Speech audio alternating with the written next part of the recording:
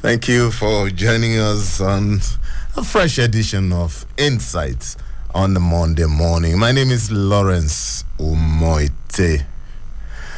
The role of the media in sustaining democracy is sometimes expected to focus on the empowerment of individual citizens and sometimes on the promotion of democratic ideals through the spread of information. This, some people think, should also take into consideration the fact that the media should be used to promote democracy.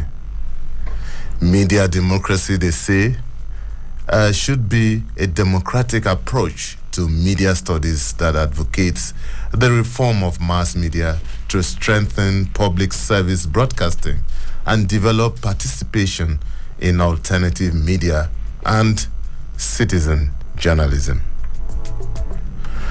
This is in order to create a mass media system that informs and empowers all members of the society and enhances democratic values. In Nigeria, Section 22 of our Constitution states that the media shall at all times be free to hold the government accountable. The media is generally referred to as a watchdog of the society. But that's what the Constitution says. In reality, what's the situation on ground? What has been the role of the Nigerian media in terms of sustaining what some have described as a fledgling democracy? Now that the elections are over, what is the focus of the media? What are the challenges? On Insight today, we will be looking at the media and post-election coverage. And I have two gentlemen as my guests today. One of them is already in the studio, and we await the arrival of the second. But my guest in the studio is Amadine Uyi, who is the bureau chief of News Central. He's also the head of its northern operation. Amadine, thank you for joining us on Insight. Thank you very much, Law. Yes, and we are still expecting our colleague Bode Gbadebo, who is an online editor at the Leadership newspaper. He will join us any moment from now. And together, we will explore this topic. And I had to choose this guest carefully because apart from the fact that they are people on ground, they are reporters by their very training, they are journalists, they are also senior people in the profession. They decide what gets into the news and what is not in the news. So they hold two positions. One, the guys on the street, in the trenches. They feel the pulse of the people directly. And secondly, they also decide what goes into the bulletin and what is left out. So in that aspect, we really need to discuss this role of the media. It's going to be like a series, maybe for 2 or 3 editions of this program. For today, we are talking to the professionals. Tomorrow, we might reach out to maybe media teachers or psychologists or sociologists or people outside the immediate environment of the media. But today we start with the professionals, and that's why I started with Amadine Uyi and Bode Gbadebo. Amadine, once again, welcome to Insight. Thank you, Lawrence. Yes, you can join our live stream on YouTube. Simply type in Citizen FM 93.7 and you'll be part of this show live on YouTube. You can also join us online on www.citizenfm.ng and you will be part of the show. Not forgetting our social media platforms on Facebook at Citizen FM Abuja, on Instagram at Citizen FM 937, and also on Twitter, Citizen FM 937.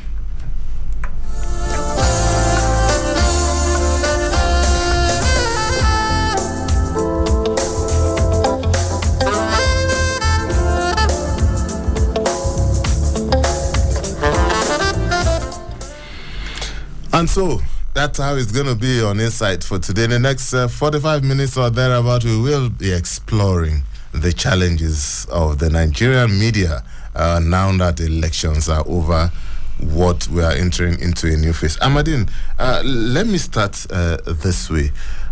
In the last 1 year, we've had different segments of election coverage. We've had the pre-primary coverage. We've also had the campaign season. We've also had the coverage of the election, and we've also noticed covered events immediately after the election. Now that the elections are over, we have gone into the next phase, which is expectedly supposed to be governance. But before that, we also have issues of litigation coming in. So looking at all this, what does it mean for the media, this new phase that we're entering? What does it mean? What are we expecting? What are we likely to see in media coverage? Okay, first of all, Lawrence, we have to get this straight. The media belongs to no one. The media is a public property. What do I mean by the media is a public property? At this very critical time of our democracy, the media should not be seen as pro or anti any political party, any individual. That is why the media is called the fourth estate of the realm, because it is the fourth estate of governance that checks governance. Now, in the last few years, you talked about the last 1 year. Yes, we know that Nigeria, we've had a very viral media right from the pro-democracy struggle, right from the time of the military. The media has contributed immensely to Nigerians' emancipation and adoption of democracy. Even after the time Nigeria embraced democracy, this democracy we have been practicing for the last 24 to 25 years. The media has always been there to checkmate government. Unfortunately, or in the last few years, we have seen several media organizations stray, because the media is not meant to have an opinion.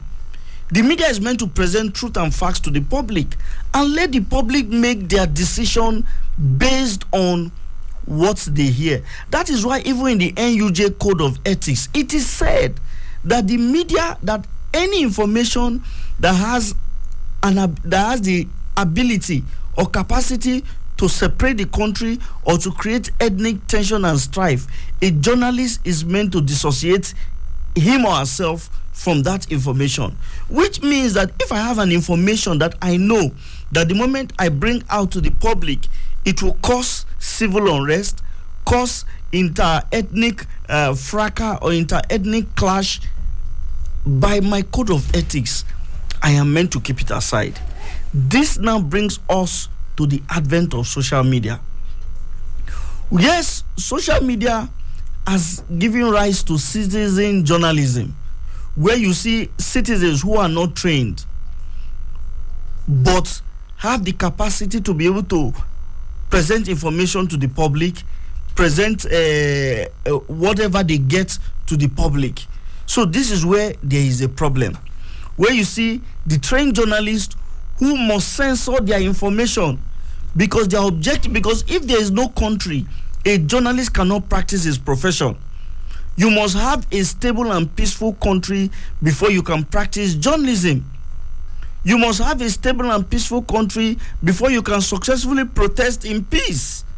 You must have a stable and peaceful country before elections can be conducted. You must have a stable and peaceful country before elections can be disputed. So you see the onus now, this responsibility now that falls on the media is now heavier. What do I mean by it's now heavier? Because now there is social media. You have this other side that do not have the training the traditional media has, who just wants to put information for clicks, for the sake of their audience and the rest. And so you see, the media cannot censor all information as it used to be done in the past. Now, Lawrence, what I'm explaining, let me give a true life scenario. A few years ago, I went to cover a protest at the Unity Fountain. And I know this young man who claims to be having read journalism in mass communication. He said he read mass communication in school. And at the protest, he began to accuse us journalists that you people are the ones spoiling this country, that you don't like to give information, blah, blah, blah. He said that is why he resorts now to social media. And I told him, I said, young man, you might have read mass communication in school, but if you follow the journalism code of ethics, not every information you have, you can bring out. Even the military will tell you there are some things for the sake of national security. Right. And he began to argue. When I saw that he was arguing, I felt that this was an individual I did not need to waste my time exchanging words. He has taken his position. And others around him supported him that, yes, we resort to social media. I say you have to be careful because there are laws.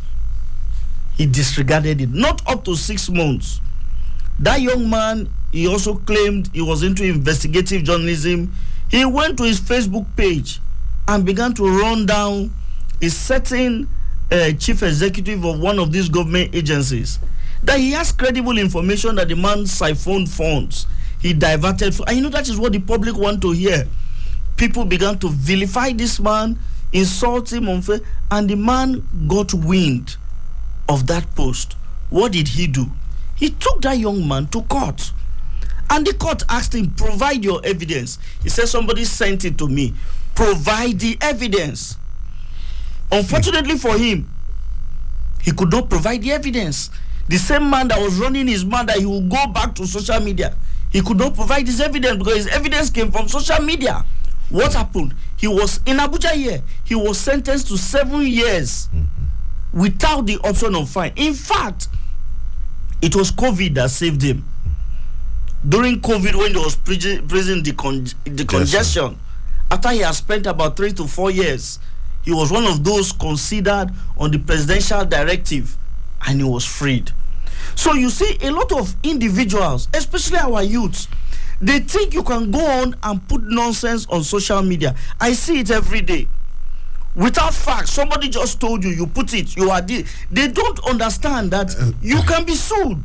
Okay, Madine, I'm sure that we'll go into details of some of these things. As Madine was just talking, our friend walked in, Bode Gbadebo, who is an online editor at the Leadership newspaper. Bode, thank you for coming. Good morning. I know in Abuja. I know that Mondays are very critical days for editors and for journalists. So we really appreciate you. Thank you so much. My pleasure to be here. Coming in, yeah. So, Bode, elections are over. The media, the tradition, and when I mean the media this time, our concentration is on the traditional media.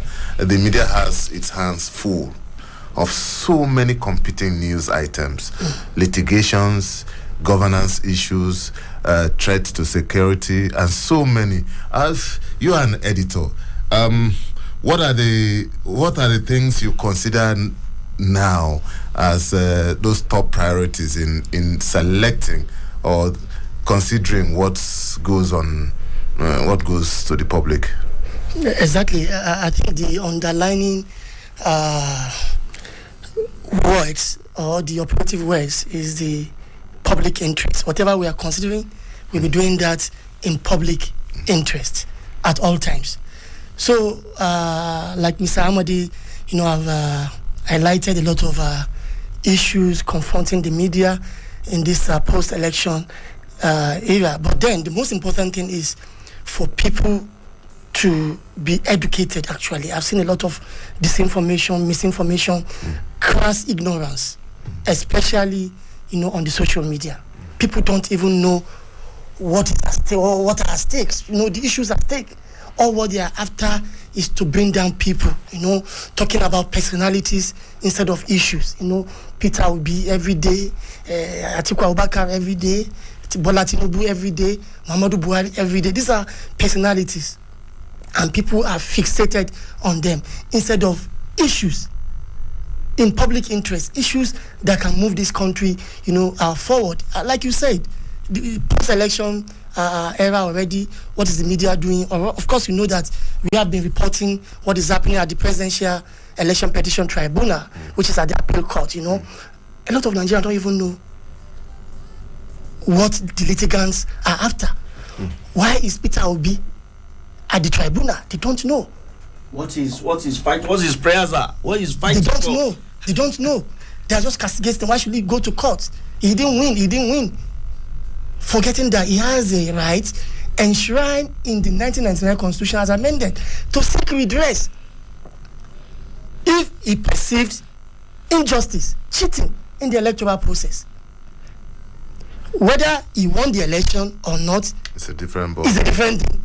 Whether the process was fair to him is another thing. So I think for record purpose, he need to seek redress, and which he's doing now. Why is Atiku before the tribunal? What will Tinubu be saying to defend his mandate? People don't care or what they want. Oh no, my people, my religion, this, that. You know, a lot of things happening. And just yesterday, look at what happened again. A video, an audio clip became viral, purportedly to be between the Labour Party presidential candidate and the founder and general overseer of the Living Faith Church, Bishop David Oyedepo. And you see what have happened in the last 24 hours. And I asked myself, it is good that this kind of thing is happening. Yes, we have seen a Peter Obi Oyedepo audio clip, even though the principal actors are saying we spoke, but this conversation has been doctored. This is not our real conversation. But whether it is real or not, we have seen that. But can we see other people's conversation? Why should it be Obi Oyedepo? Did Tinubu speak with anybody? Did Atiku speak with anybody? Or are we just fixated? And what is happening is not new. It's happened everywhere. It's just that we try to paint specific persons in bad light. But then, what is the role of the media? Yes, the media, as the fourth estate of the realm, like he said, is just to lay bare the issues for Nigerians to understand. But unfortunately in Nigeria, it's a different thing for the media to lay bare the issue. It's a different thing for Nigerians to choose to understand the issue. They make a choice. At times, you see the issues, you choose not to understand the issues. You want your own biases, prejudices, you know, political learning and the rest of them to determine what you believe. But then, that will not deter the media. We will continue to educate, inform, because these are cardinal functions of the media. Educate, inform the people in public interest so that the nation or the country, Nigeria, can be at the desired place where we desire to be, whether now or in future. So it's a journey, and we continue to be on that journey. Okay, Bode, let me stay with you. You are an editor, and not just an editor by right and by your training. You're also a reporter. Exactly. Now, there's this issue of censorship. There are different schools of thoughts on this. The media should sometimes, even Amadine alluded to part of it, that as reporters, as editors, as people in the media, sometimes we also need to be circumspect with the information we have and with what we let out. Exactly. Now, where should this censorship start and where should it end? How do we draw a line between that controversy, national security, public interest? How do we get around this without compromising each aspect of it? Exactly. There is always a line. Unfortunately, the line is a blurred line. It's a thin line. So, if you are lucky to see it, you are lucky not to be on the wrong side of the law. If you are unlucky to see the line, which is blurred, then you may find yourself on the wrong side of the law. But then, how do we strike a balance? Like I said earlier, whatever we're doing, one thing is important. It must be in public interest. And these are the issues. In some instances, who defines public interest? Public interest. Who defines national security? At times, government will tell you, you are crossing the line and you are injuring national security, even when that is not correct, just to cover their own misdeed. And that is why we have the Constitution. You saw what happened a few days ago. One of the popular television stations in the country was slammed a fine of 5 million naira. Am I right? Yes. Just because one of the key political actors in this 2023 election says some things the NBC found offensive. And I went back to check on YouTube that video, and I discovered that yes, the guy was saying his personal opinion. At the same time, the anchor of the program was restraining him, and it was a live program. Will he stand up and cover his mouth? How do I know as the anchor? How am I supposed to know what is in your mind? What are you about to spill out? But if that program were to be a recorded program, and you still refuse to remove offensive parts and hear to the public, yes, I agree, that is an offense. But a live program, the right thing to do, if you have evidence that yes, what that man on television, the guest said, is actually offensive, you use the TV program recording as an evidence before the court of law. But the TV station ought to be out of the whole case. Now, what has happened by slamming a fine on that TV is an oppressive censorship. Now, it will be scared to further invite people who will be critical on, state of the nation, even when they are saying the truth. So I think in that case, the NBC went overboard. Okay, Amadine, before we move on, I want to have your own take on this same issue. Now, I think I watched that program. And to be very honest, I'm a broadcast journalist. I've aired programs. Just as Badibo has said, there are some things you cannot do. You cannot stop while you are having a live program. But you must steer the conversation. And I think to be very fair and honest, the presenter of that program, Shehu Kimbaloye, he steered that conversation professionally.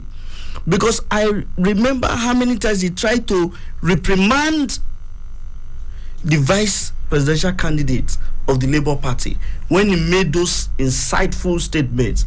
I said, no, you don't have evidence, you cannot say this, you cannot do this. But just like Bode has said, we're in a democracy. I think that TV station should go and test the popularity of that decision in the court of law. Because the court has the final say. The court will bring out evidences and know if that station stepped overboard or if the NBC itself stepped overboard. Sometimes some of these things are good so that when you test the popularity of that decision, it will enrich our democracy and it will tell us as practicing media practitioners whether we are going overboard or whether we did the right thing. My opinion, if you ask my opinion, I think that fine was unfair. But my opinion on this issue does not matter because the fine has been slammed on the station and it is the responsibility of the station to now tell the NBC that yes, that there is a code of conduct. We did not err from the code of conduct. Because while you cannot take it away from the NBC that it is their job to regulate the media, but it is not their job to be the accuser, the jury, and the executioner. So let the courts test whether the NBC went overboard or whether the station went overboard. But my own position is this: a media organization, especially for us broadcast media organizations, we must censor ourselves. We are not social media. We are not in the category of social media. We are not in the same class with those who call themselves influencers or those who have several likes to their profiles. We are not in the same. I remember a story a few years ago. Bishop Kuka told us when he was addressing this issue of media reportage, and he talked about a certain at a point in time he was having a celebration, and because he has served in the East some time, that his church members wore this, you know how they dress, this anko with his picture on the buba wrapper and everything, and they were traveling.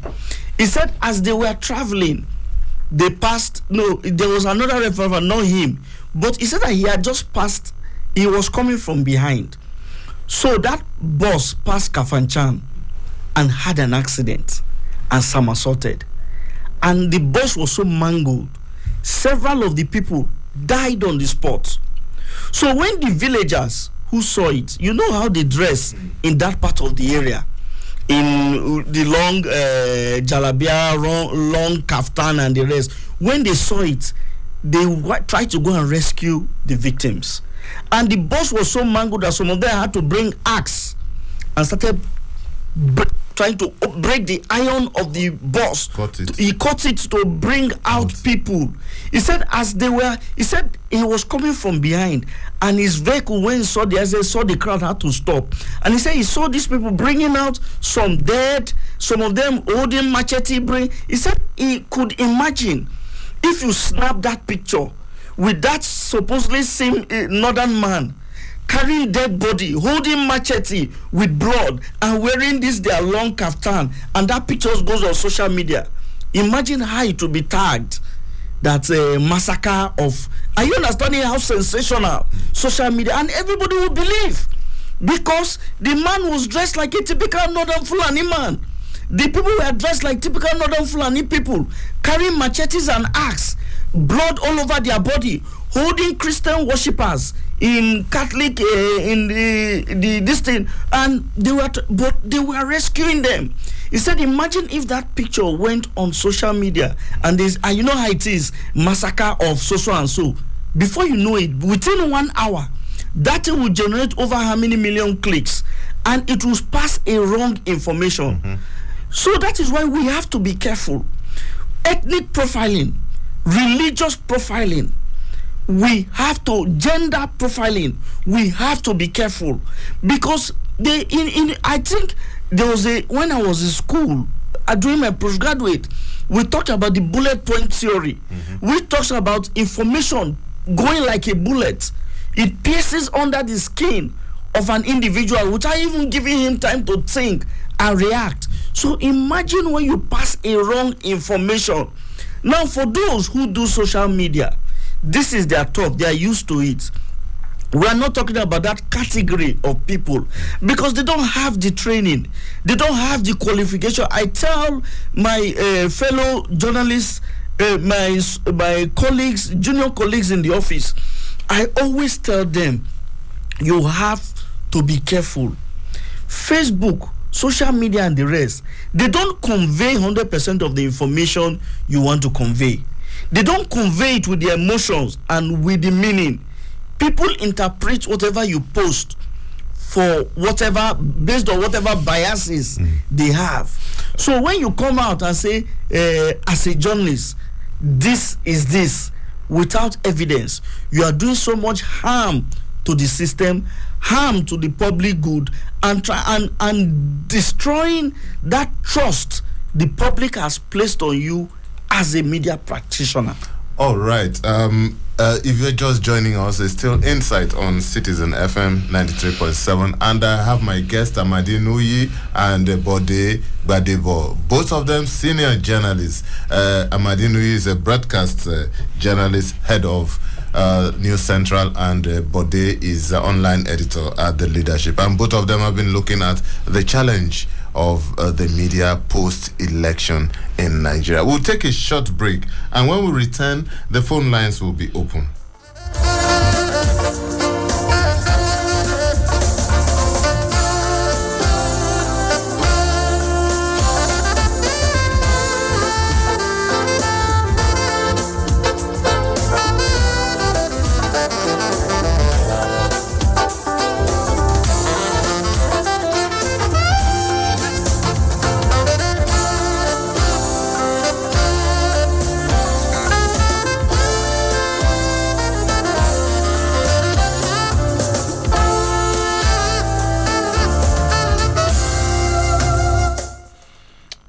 Thank you for staying tuned. It's still Insight on Citizen FM 93.7.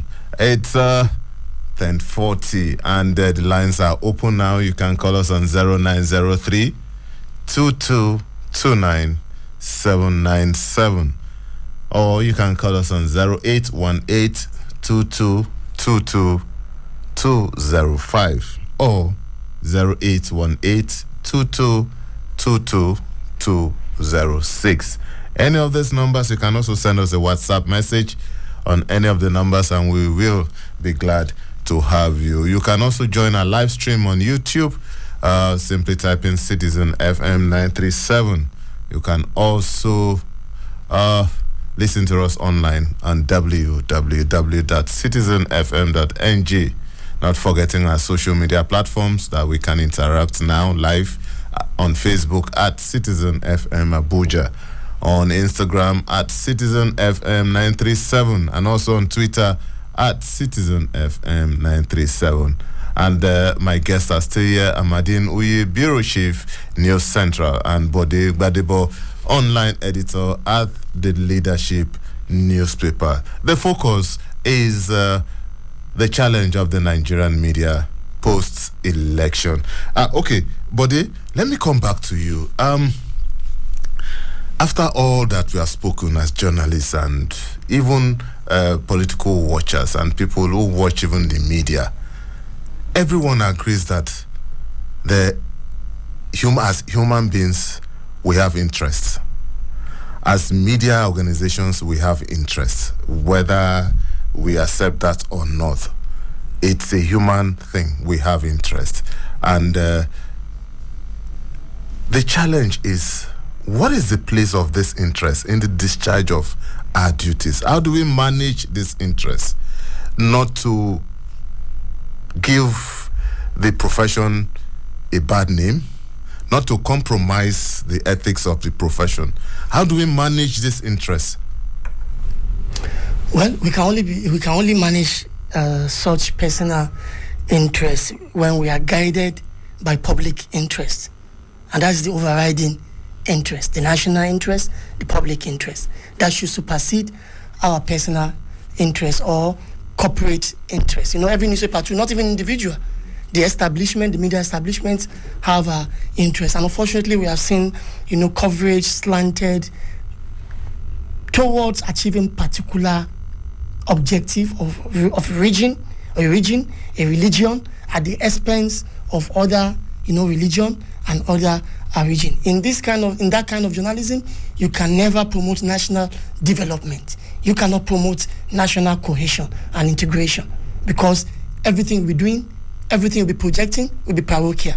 But when public interest, national interest override corporate or personal interest, of course, you will lay bare the issues of national development, national integration, national unity, and of course the country will be better for it. So we can manage it if we are guided by public or national interest. Okay. Amadine, still on the issue of interest, is it possible for the media to operate without interest? Lawrence, sometimes when we talk about the media, we make it look like one abstract entity. From the moon. Yes, from the moon. This media are being manned by persons, human beings, and human beings are social animals. And because human beings are social animals, automatically we are sentimental beings. That means, I give an example. A few days ago, 2 weeks ago, someone tried to accuse me that you kept on I saw you on social, and I know you are supporting social and so candidate, and I now told her, I said, young man, as a Nigerian, I have a right to support a political candidate as a personal person. Mm-hmm. But my personal life is different from my professional life. I think I've done reports on all candidates, and I try to be fair and objective. And I thought, I said, secondly, you might assume you know who I supported, but go through my Facebook profile. I never, not for once, advertise any particular candidate that I am supporting this candidate. I told her, I said, go and check. You assume that I am, so maybe when I post something, you assume I am steering to this direction. I said, so as a personal as a human being, we are sentimental beings. We came from the society. We came from the community. We buy fuel. We enter queue of fuel. We face the same naira scarcity during the naira redesign policy.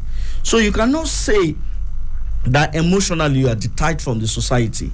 Yeah. But as a professional in the course of your job, you have to be professional and you have to understand that the interest of the country is above the interest. I've been in several groups where they raise some information and they say government, and I say, unfortunately, this information you are putting out is very wrong. It has never happened. All this talk you are talking is beer parlor talk. Bring out the evidence. And when I say it, people jump on me and say you are supporting government. I said this has nothing to do with supporting government. I mean, I work in the information industry, which means that I have access to information all around the country. So if you are misleading people and misrepresenting a certain fact about government, whether I support government or not is immaterial. What is apt at that time is, are you saying the truth? You don't expect me because you don't like so and so person in government, then you now try to slander that person using wrong information, and you expect me to keep quiet and be clapping for you when I know that information is wrong. You see, so that is these are the kind of things we face as journalists. People always assume that you are aligned to social, because for me, in the last from the 1980s to today, I think I have a lot of information that the average Nigerian on the street does not have. From 2011 or 2010 till today, I know a lot of government policies, government initiatives, government interventions that if I have not covered it myself, I have colleagues who have covered it. We sat in the same newsroom. They have done stories. They have brought out facts. They've brought out evidences. So when the average person who is on the streets just get up and makes a general statement and said, "This is this," just like I was in a gathering a few days ago, and they were talking about security in the Gulf of Guinea, and somebody said, one of the so-called experts said, he talked about government not doing enough, not deploying technology, not utilizing resources to provide. And I told her, I said, I'm sorry that this information you are giving is very wrong. I now told him, I said, I as a journalist, I know of 2 initiatives in the last 8 years, or let me say in the last 3 to 4 years. One that has brought improved security in the Gulf of Guinea.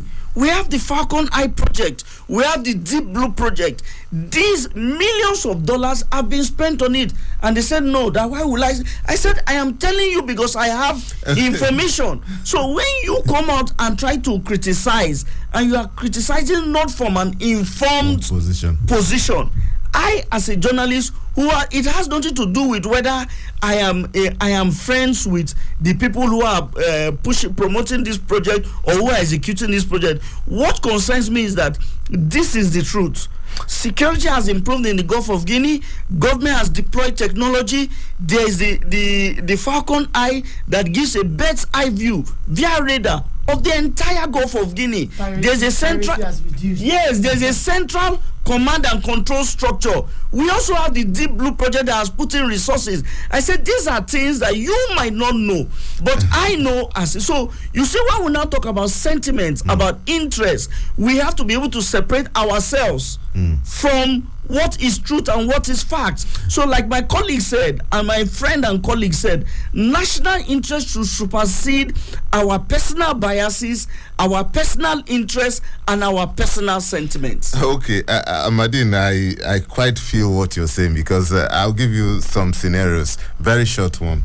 I'm in a WhatsApp group just like all of us, and there's this WhatsApp group that we belong to, which unfortunately we have a lot of journalists on that platform.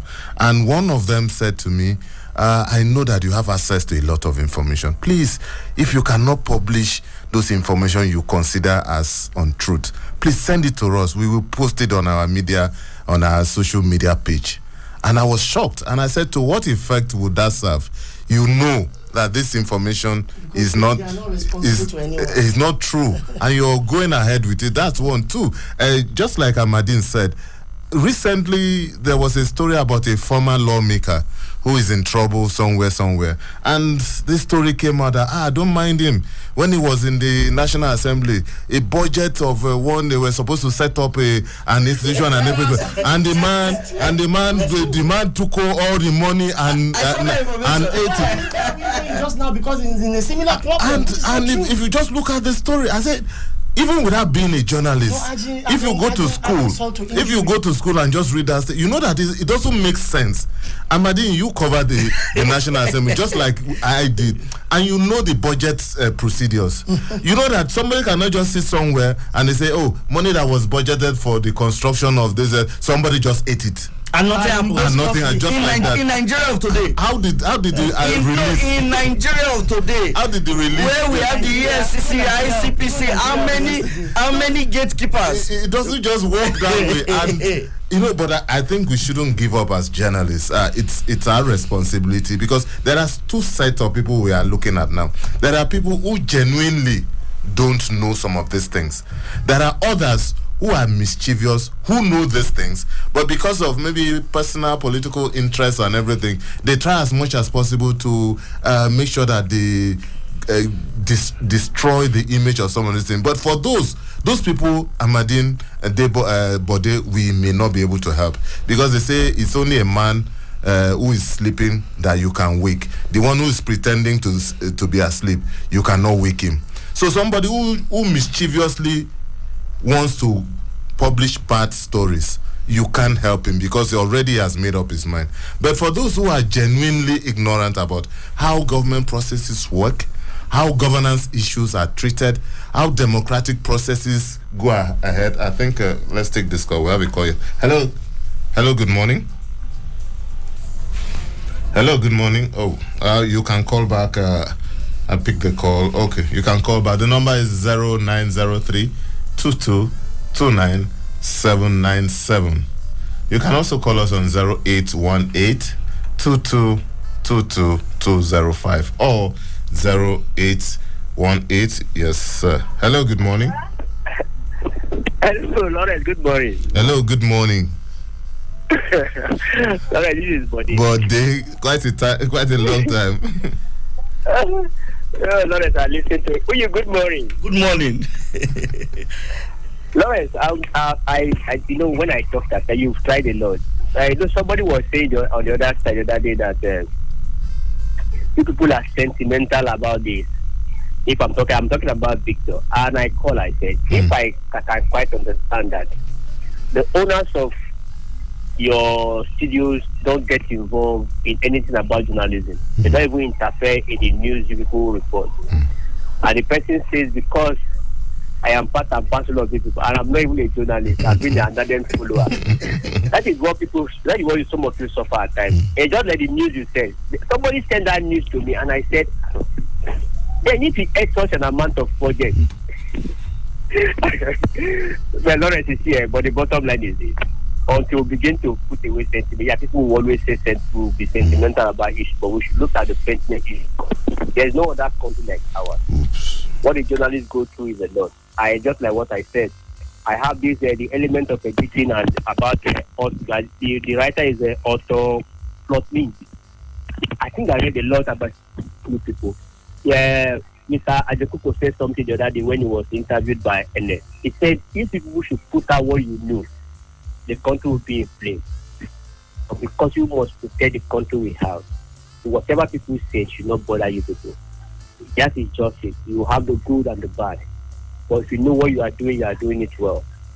Time and season will judge you all.